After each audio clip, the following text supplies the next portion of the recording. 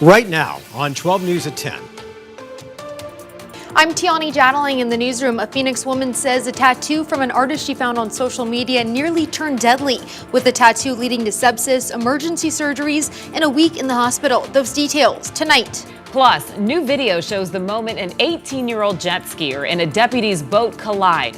Now the family is suing the sheriff's office. Temperatures trending up this weekend. I'm tracking an extreme heat warning and some of the hottest temperatures we've seen so far this year.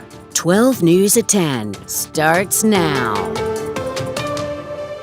Good evening. We're starting with breaking news. A lot of heavy smoke could be seen over central Phoenix tonight after a fire broke out at an apartment complex. Over 24 people are now displaced. 12 News journalist Maria Stobbs is joining us now near Glendale Avenue and I-17. And Maria, what are you seeing there tonight? Well, Mark Rebe, the past half hour or so, crews have been working to make sure there are no longer any hot spots in the area. I'm going to step away so you can see what we're seeing. This apartment complex right here is where it all happened. You can see the roof is totally destroyed from when crews were working to put out the fire. The firefighters tell us the initial call came in this evening as a tree fire. When crews arrived, they found heavy flames coming from a tree, a shed, and the third floor of the canvas apartments. Now I want to show you what the fire looked like when it first broke out. Someone in the area shared this video with us. You can see the tree on fire as crews worked to put it out. Officials say the fire grew so massive that up to 75 firefighters were called in to battle it. They used elevator ladder trucks to attack the fire from above. Luckily, no one was hurt, but 10 units were affected, leaving about 25 people displaced. The Red Cross is on scene assisting anyone who was impacted. And for neighbors next door, they were prepared to evacuate in case that fire did spread. I saw the flames and I thought it was my place and I was freaking out. So I came around and I parked in the apartment complex next door and ran over here to figure out, because I have 2 cats in my place by themselves. So I was flipping out. I was very afraid, because I went in my room and I got my bag and I started putting all my, important things, especially my picture. I grabbed my grandbaby's picture and I grabbed all my pictures that I could, Both neighbors say they're just grateful that firefighters responded so quickly and stopped the fire from spreading to any nearby complexes. But this fire is still under investigation. We don't yet know what the cause of it is, but we'll keep you updated as we learn more. We're live in Phoenix. Maria Stobbs, 12 News. All right, Maria, thank you. Now to a story that you'll only see on 12 News. What was supposed to be a beautiful tattoo of a religious symbol nearly turned deadly for a Phoenix woman. Stephanie Roberts said she found a tattoo artist on social media who appeared to have professional experience. But now she thinks the new ink put her in the hospital for a week. 12 News journalist Tiani Jadaling is joining us now in studio. She spoke with Roberts and has details on exactly what sent her to the emergency room. Tiani? Caribe Mark, Stephanie Roberts tells me it was a tattoo of the Virgin Mary from her wrist to her elbow that sent her to the emergency room and through 2 surgeries. She was just released from the hospital today, but she says the pain hasn't stopped. This is what Stephanie Roberts' tattoo looked like just after it was completed. Days later, it turned into this. She said it had blisters and felt like a severe burn. I think my arm was burned by the end of it because it was super red. It felt like a 3rd-degree burn was like brewing on my hand, like on my all right here. This was her first time getting a tattoo with an artist she found on Instagram, an artist who goes by the name Ruby G Inks. Roberts tells me she was under the impression the artist was working out of a salon, but that wasn't the case. I was told it was a studio. So I get out of the car, I go up to her, I introduce her, I'm nice, I'm like, hi, I thought you were in a studio, and she was like, yeah, my dad made me a studio back here in a shipping container. The Phoenix resident says she had already paid a $200 deposit beforehand and didn't think she would have any issues with an artist with a good portfolio. But after the tattoo was completed and a couple days had passed, symptoms only got worse. I had the chills, I had fever, I was throwing up. This was swelling so bad, it was super red.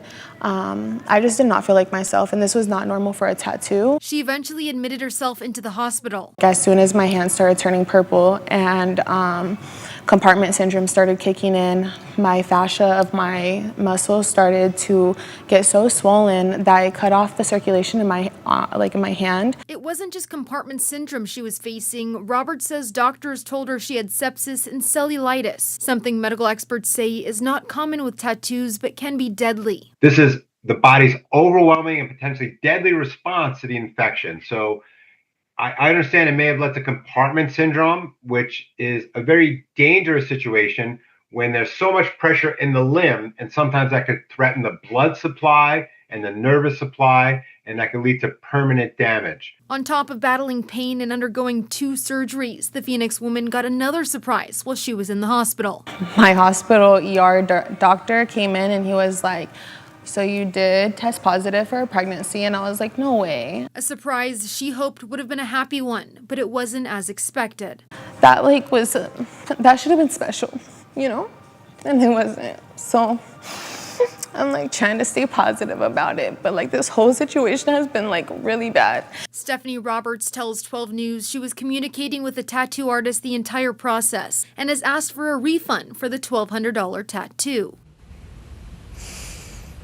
Roberts says over the next several weeks she'll continue to take antibiotics and visit doctors throughout her healing process. As for the tattoo artist, her attorney says they can't provide any comment at this time, but may provide further details at a later date. Live in studio, I'm Tiani Jadaling, 12 News. Tiani, thanks. Developing tonight, Phoenix police have arrested a suspect after a man was found dead in a home near 24th Street in Oak. Police responded to the home just after 9 o'clock last night. They believe the man was killed after a fight broke out earlier that evening. Police say 32-year-old Christopher Ebanks was arrested today in connection to the incident. Peoria police say that the suspect involved in a shooting at a store parking lot has now been found dead. Around 11 o'clock this morning, a man was found shot in his car in a Safeway parking lot near El Mirage Road and Vistancia Boulevard. The suspect, a woman, fled the scene but was later found dead with a self-inflicted gunshot wound. The man who was shot remains in critical condition. We're told the two people did know each other, but we're still working to learn more about their relationship and what led up to the shooting. Maricopa County announced a new confirmed case of the measles in the East Valley, adding 3 new exposure sites. The first was at Starbound Dance Competition in Gilbert. That happened on May the 2nd. The next 2 were at a Walgreens and a Hobby Lobby, both in Queen Creek, and those happened on May the 4th. If you experience a fever, red, watery eyes, a cough, and a rash that is raised and blotchy, you should seek medical care and testing. All right, let's check in with meteorologist Lindsay Riley. And Linz, we have 2 weather impact alerts because extreme heat, like it or not, is on the way. Yes, it is. And Sunday and Monday will be the hottest. A lot of folks are going to be out for Mother's Day on Sunday, and temperatures are going to top out right around 106 degrees on Sunday. So you're going to want to limit being outside between the hottest hours of the day, mid-afternoon. The heat is actually going to peak on Monday at 109. So we have extreme heat warnings for both Sunday and Monday. So 2 weather impact alert days. Here's where the extreme heat warning lies. Most of the East Valley and the West Valley under that. It begins 10 a.m. on Sunday and goes through 8 p.m. on Monday. As far as records are concerned, Sunday, the record's likely safe. We're going to hit 106. The record for the day is 111. However, on Monday, we're looking at a high of 109, which is within 1 degree of the record. And this is a very long-standing record set in 1934. So we could set a record high on Monday. But when it comes to temperatures this week, we've seen a little bit of everything. We started off the week on Monday and Tuesday with a high of 80. By Wednesday, we were at 86. Thursday, 97. Today, 101. And by Monday of next week, we're at 109, which is a 29-degree temperature jump for over the course of the last 7 days. I'll let you know how long these triple digits will stick around coming up in my full forecast. Linz, thanks. Of course, this is just the beginning of a long, long haul. So now might be a good time to scan the QR code on your screen and download the 12 News app on your TV or your phone. That's where you can find the latest forecasts and up-to-date information that's streamed 24/7 to keep you safe all summer. Today, teachers and union leaders took to the streets to protest a House ballot referral that would restrict school funds from being spent on teachers' unions. If it's approved, the legislation would go to the ballot for voters to decide whether public money and resources can be used to support labor organizations. If it passes, unions would no longer receive district money or be able to use school facilities to support their operations. Teachers say this would end current union contracts. One, it would take away current contracts that were already negotiated and agreed upon by both parties. Districts don't have to meet with us. They choose to because they know it's to the benefit of the district, the students, the parents, and to the education system.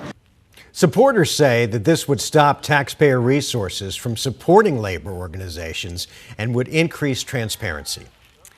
New video tonight shows the moment when a Maricopa County Sheriff's Department patrol boat crashes into a jet skier, sending that 18-year-old to the hospital. Now that victim has filed a lawsuit. 12 News journalist Chase Golightly is live outside the sheriff's office tonight with more on what happened. Chase? Mark Rebe, this happened last Memorial Day at Bartlett Lake. That victim having to spend a couple days in the hospital because of serious lacerations to his arm and leg. Now he's asking for the sheriff's office to pay out $4 million for his pain and suffering. It was 18-year-old Josh Nieto Cruz's first time on a jet ski. That's according to the Maricopa County Sheriff's Office incident report. It writes that Cruz was going too fast through a no-wake zone, which is why this sheriff's deputy was trying to get to him to warn him. But then it says Cruz slowed down, searching for his family. When he didn't see them, he turned with the patrol boat coming right toward him and hitting Cruz. This is also video taken by someone nearby where you can hear the impact. The crash throwing Cruz off the jet ski and into the water. Body camera footage from that day also reportedly has Cruz telling the deputy as they were helping him that he didn't see them coming, asking if it was his fault. He was taken to the hospital with lacerations to his right arm and leg. After 2 days of treatment, Cruz was released, costing him a little more than $130,000 in medical bills, according to his attorney. Leading to this lawsuit that has now been filed by Cruz against that deputy and the sheriff's office, suing for negligence, writing the deputy failed to operate the patrol boat carefully and at a reasonable speed. According to the incident report, that deputy claimed as he was getting closer to Cruz, the 18-year-old made a last-second turn and he only had seconds to react. The deputy claiming he tried to put his boat in reverse to slow down, but it was too late. Investigators then showed the deputy this drone footage of the incident. When they asked him if he had any further thoughts, he reportedly said it appeared he was going faster than he thought, but he was trying to catch up with him. At the end of the report, it seems to imply both parties could have done more to prevent this. Writing if Cruz didn't accelerate into the path of the boat, this wouldn't have happened. But it also writes if the deputy's boat was going slower, they could have possibly avoided Cruz. That report also claimed that Cruz and the deputy were not intoxicated at the time of this crash. I did reach out to the sheriff's office for comment on this situation, but they declined because of that lawsuit. We're live in downtown Phoenix. Chase Golightly, 12 News.